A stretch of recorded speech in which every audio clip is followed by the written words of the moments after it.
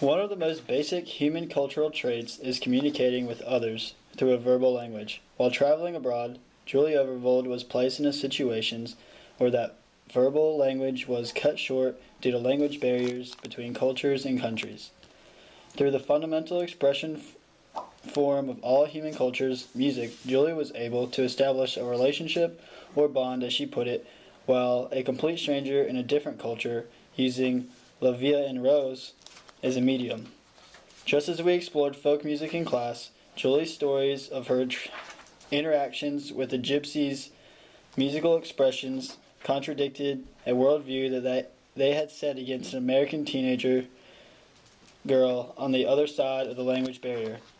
Julie's stories provide us with an interesting perspective on the comprehensive conception that European musicians, such as gypsy jazz musicians and the man in Spain, had against Julie at first, before realizing the sophistication she had in their expressive trade.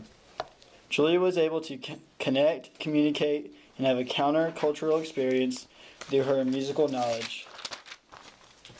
The personal experience narrative of Julie's interactions with the man in Spain playing the hang drum was an oral work of folklore that shared the innovation of the folklore's drum instrument that is apparently made in two world places.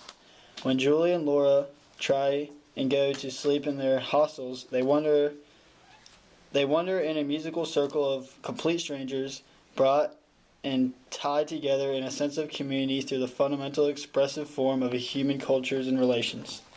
All of the stories Julie shares in the small portion of my interview are linked together by that expressive form of folk music, which is changing from different communities to different cultures. Through the different styles and performance techniques applied throughout the gypsy jazz, the Barcelonian drummer, and the hosted melody circle, a central core of artistic expression and communication becomes a part, giving these stories an important reason to be shared and studied.